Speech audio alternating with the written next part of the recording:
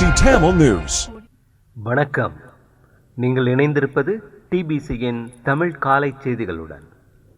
சீன மக்கள் விடுதலை இராணுவத்தின் கடற்படை மருத்துவமனை கப்பலான பீஸ் ஆக் கிழக்கு சீனாவின் ஜெஜியாங் மாகாணத்தில் உள்ள சூஷானில் உள்ள இராணுவ துறைமுகத்திலிருந்து மிஷன் ஹார்மனி 2024க்காக புறப்பட்டுள்ளது. குறித்த கப்பல் தனது பயணத்தின் போது இலங்கை உட்பட 13 நாடுகளுக்கு விஜயம் செய்ய உள்ளதாக அறிவிக்கப்பட்டுள்ளது. 2008ஆம் ஆண்டு தொடங்கப்பட்ட இக்கப்பலின் கடற்பயணம் 10வது தடவையாக இப்போது முன்னெடுக்கிறது. இக்கப்பலானது உள்ளூர் வாசிகள், சீன நிறுவனங்களில் உள்ளவர்கள் மற்றும் வெளிநாடுகளில் உள்ள சீனர்களுக்கு பொதுவான மற்றும் பரவலான நோய்களுக்கான இலவச நோயறிதல், சிகிச்சை முகாம்கள், மருத்துவ குழுக்கள் ஆகிய செயற்பாடுகளை முன்னெடுக்க உள்ளது. கடல்சார் மருத்துவமனையில் 100க்கும் மேற்பட்ட பணியாளர்கள் செயற்பட உள்ளதோடு 17 மருத்துவ துறைகள் மற்றும் 5 துணை நோயறிதல் துறைகள் ஆகியனவும் காணப்படுகின்றமை குறிப்பிடத்தக்கது.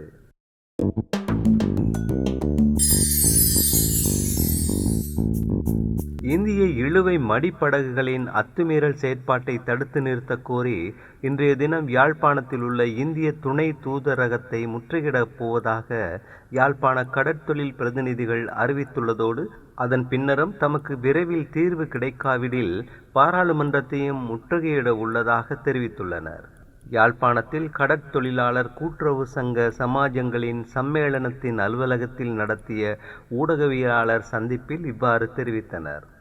கடற்தொழிலாளர் கூட்டுறவு சங்க சமாஜங்களின் சம்மேளனத்தின் தலைவர் ஸ்ரீ கந்தவேல் புனித பிரகாஷ் கருத்து தெரிவிக்கையில், இந்திய இழுவை மடிப்படகுகளின் அத்துமீறல் செயற்பாடு எமது கடற்பகுதிகளில் அரங்கேறி வருகிறது.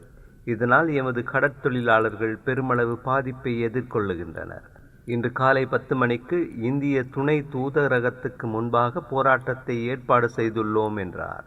யாழ் மாவட்ட கடற்தொழில் கிராமிய அமைப்புகளின் சம்மேளன தலைவர் செல்லத்துறை நற்குணம் கருத்து தெரிவிக்கையில், இந்திய இழுவை மடி கடற்தொழிலாளர்களின் அத்துமீறல் எமது மக்கள் வீதிக்கு வந்து பட்டினிச்சாவை எதிர்நோக்க வேண்டி வரும். சிறுவர் தொடங்கி பெரியவர் இதன் மூலம் பாதிப்புகளை எதிர்கொள்ளுவர். இலங்கை அரசாங்கம் விரைந்து நடவடிக்கை எடுக்க வேண்டும். மனித நேயத்துடன் இந்திய மற்றும் தமிழகம் அரசாங்கம் செயற்பட வேண்டும். இந்தியாவின் மிலேச்சத்தனமாகவே இதனை பார்க்கிறோம். இந்திய துணை தூதரகத்துக்கு முன்பாக செவ்வாய்க்கிழமை இடம்பெறவுள்ள போராட்டத்திற்கு அனைத்து கடற்தொழிலாளர்களையும் பங்கேற்குமாறு வேண்டுகிறோம் என்றும் குறிப்பிட்டார்.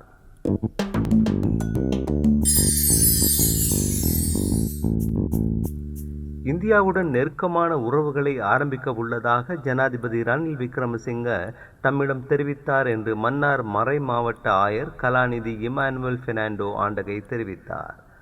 மன்னார் ஆயர் இல்லத்தில் நடைபெற்ற ஊடகவியலாளர் சந்திப்பில் கலந்து கொண்டு உரையாற்றும் போதே அவர் இவ்வாறு தெரிவித்தார். அத்துடன் ஜனாதிபதி ரணில் விக்ரமசிங்க என்னை தரிசிப்பதற்காக ஆயர் இல்லத்துக்கு வருகை தந்திருந்தார்.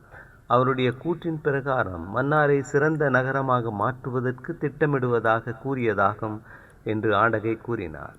எமது அயல் நாடான இந்தியாவுடன் கிட்டிய உறவுகளை ஏற்படுத்தி கொள்வதற்கு தீவிரமான முயற்சிகள் மேற்கொள்ளப்படுவதாக ஜனாதிபதி குறிப்பிட்டுள்ளதோடு, மின்சாரம் மற்றும் எமக்கு பலம் தரக்கூடிய வெவ்வேறு வகையான சக்திகளை இந்தியாவிடமிருந்து பெற்றுக்கொள்ளவும் எம்மால் உற்பத்தி செய்யக்கூடியவற்றை இந்தியாவுக்கு விற்பனை செய்வதற்கும் ஜனாதிபதி தயாராகி வருவதாக கூறியதாகவும் ஆயர் குறிப்பிட்டார்.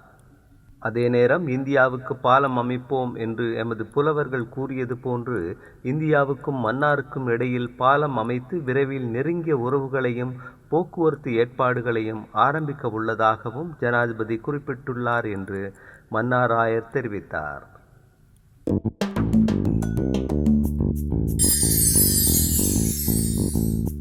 முல்லைத்தீவு மாவட்டத்தில் மணலாறு என்ற இடம் வெளி ஓயாவாக மாற்றம் செய்யப்பட்டு தமிழ் மக்களுடைய பூர்வீக காணிகளை அபகரித்து 4238 சிங்கள மக்களுக்கு வழங்கப்பட்டுள்ளது. ஆனால் 3389 தமிழ் குடும்பங்களுக்கு காணி இல்லை என முன்னாள் வடமாகாண சபை உறுப்பினர் துரைராசா ரவிகரன் தெரிவித்தார். முல்லைத்தீவில் இடம்பெற்ற நிகழ்வொன்றின் பின்னர் ஊடகங்களுக்கு கருத்து தெரிவிக்கையில் அவர் இவ்வாறு தெரிவித்ததோடு, வடமாகாணத்தில் 2415 சதுர கிலோமீட்டர் நிலப்பரப்பு உள்ள மாவட்டம் முல்லைத்தீவு மாவட்டம். கிட்டத்தட்ட 5,90,000 ஏக்கர் நிலப்பரப்பை கொண்டதாக கணிக்கப்பட்டுள்ளது. முல்லைத்தீவு மாவட்டத்தில் 3,389 குடும்பங்களுக்கு காணி இல்லை என்றும் குறிப்பிட்டார். அத்தோடு ஏற்கனவே விடுதலை புலிகள் மௌனிக்கப்பட்ட காலங்களுக்கு பின்னர் பூர்வீகமான மணலாறு என்ற இடம் வெளி ஓயவாக மாற்றம் செய்து 4,238 சிங்கள குடும்பங்களுக்கு காணிகள் வழங்கிவிட்டு வசதிகளும் ஏற்படுத்தி கொடுத்திருக்கிறார்கள். அரசாங்கம் தமிழ் மக்களுடைய பூர்வீக காணிகளை அபகரித்தே வழங்கியிருக்கிறார்கள் என்றும் அவர் சுட்டிக்காட்டினார். முல்லைத்தீவு மாவட்டத்தில் 47,455 மொத்த குடும்பங்களும் 1,40,931 மக்கள் தொகையாக காணப்படுகிறது. இதில் தமிழர்களுடைய பூர்வீக இடங்களில் 4,557 குடியமர்த்தப்பட்ட சிங்கள குடும்பங்களைச் சேர்ந்த 12,545 பேரும், முஸ்லிம் மக்களாக 1,675 குடும்பங்களைச் சேர்ந்த 6,382 பேரும், தமிழ் மக்களாக 41,210 குடும்பங்களைச் சேர்ந்த 1,21,799 பேருமாக காணப்படுகிறார்கள். குறிப்பிட்டு கூறக்கூடிய விடயம் என்னவெனில், தமிழ் மக்களுடைய சொந்தமாக இருந்த பூர்வீகமான நீர்ப்பாசன குளங்கள், அதோடு சேர்ந்த காணிகள் அனைத்தும் அபகரிக்கப்பட்டு 4,557 குடும்பங்களில் பல குடும்பங்களுக்கு வழங்கப்பட்டிருக்கிறது என்றும் அவர் கூறினார்.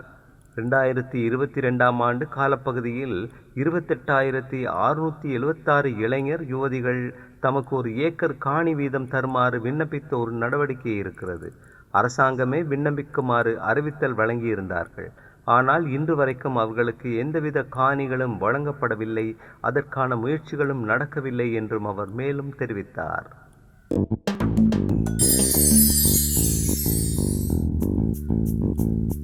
சர்வதேச நாணய நிதியத்தின் ஒப்பந்தத்தினை நிராகரிக்கும் எந்த தலைவரும் 2 வாரங்களுக்கு நாட்டை முன்னெடுத்துச் செல்ல முடியாத நிலைமைதான் ஏற்படும் என்று அமைச்சர் கலாநிதி பந்துல குணவர்தன தெரிவித்தார். அனுராதபுரத்தில் ரயில் போக்குவரத்து அங்குரார்ப்பணத்தின் பின்னர் உரையாற்றும் போதே அவர் இவ்வாறு தெரிவித்ததோடு, யார் நாட்டின் ஜனாதிபதியாக வந்தாலும், யாருடைய தலைமையின் கீழ் நாட்டின் நிர்வாகம் முன்னெடுக்கப்பட்டாலும் சர்வதேச நாணய நிதிய ஒப்பந்தத்துக்கு ஒத்துழைப்பின்றி நாட்டை நடத்திச் செல்வார்களாயின் அவர்களால் 2 வாரங்களுக்கு மட்டுமே நிலைக்க முடியும் என்றும் குறிப்பிட்டார். மேலும் தற்போது கைச்சாத்தாகியுள்ள ஒப்பந்தங்களுக்கு அமைவாகவே எதிர்வரும் வரவு செலவு திட்டங்களை தயாரிக்க வேண்டும். உணவுப் பொருட்களை கொண்டு வருவதற்கும், எரிபொருட்கள், மருந்துகள் உள்ளிட்டவற்றை கொண்டு வருவதற்கும் வெளிநாட்டு பணத்தில் $5 மில்லியன் தேவைப்படுகின்றன என்றும் அவர் குறிப்பிட்டார். அத்துடன் நீடிக்கப்பட்ட கடன் வசதியின் கீழ் பல்வேறு ஒத்துழைப்புகள் கிடைக்க உள்ளன. ஆகவே அந்த வசதியை கைவிட்டால் நாட்டை எவ்வாறு முன்னகர்த்தி செல்வது என்றும் அவர் கேள்வி எழுப்பினார்.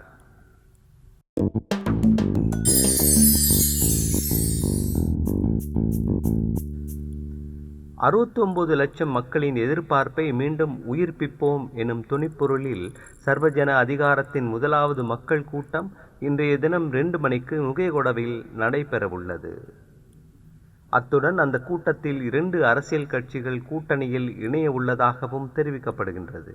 இது தொடர்பில் கொழும்பில் நடைபெற்ற ஊடகவியலாளர்கள் சந்திப்பில் குறித்த கூட்டணியின் பங்காளி கட்சிகளில் ஒன்றான சுதந்திர முன்னணியின் தலைவர் விமல் வீரவன்ச தெரிவிக்கையில், நாட்டில் 69 லட்சம் மக்கள் கோட்டாபயவுக்கு ஆணை வழங்கினார்கள்.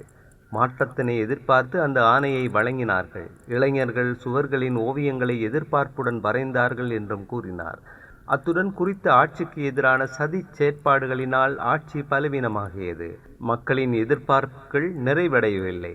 ஆகவே அந்த மக்களின் எதிர்பார்ப்புகளை புறமுதுக்காது பாதுகாக்க வேண்டிய கடமை எமக்குள்ளது என்றும் அவர் சுட்டிக்காட்டினார்.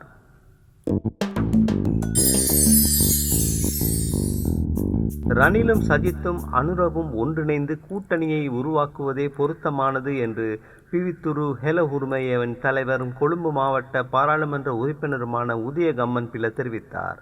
கொழும்பில் நடைபெற்ற சர்வஜன அதிகாரம் கூட்டணியின் ஊடகவியலாளர் சந்திப்பில் கலந்து கொண்ட போது அவர் இவ்வாறு தெரிவித்ததோடு, ரணில் ஊதா நிற போத்தலை வழங்கினாலும், சஜித் பச்சை நிற போத்தலை வழங்கினாலும், அனுர சிவப்பு நிற போத்தலை வழங்கினாலும் அதனுள் காணப்படுகின்றது ஒரே வகையான விஷமாகும். அதனை பருகினால் இலங்கை தாய் மரணிப்பாள் என்பதில் மாற்று கருத்துக்கு இடமில்லை என்றும் அவர் கூறினார். அத்தோடு முன்னால் ஏற்பட்டுள்ள மிக பெரும் சவாலும் கடமையும் என்னவென்றால் போத்தல்களில் உள்ள விஷங்களை மாற்றுவது மட்டுமல்ல, அந்த போத்தல்களில் வெற்றி பானத்தை நிரப்ப வேண்டும் என்றும் அவர் கூறினார். அந்த செய்தியோடு நிறைவுக்கு வருவது டிபிசியின் இன்றைய காலை தமிழ்ச் செய்திகள். மீண்டும் மாலை செய்திகளோடு மீண்டும் சந்திப்போம். வணக்கம்.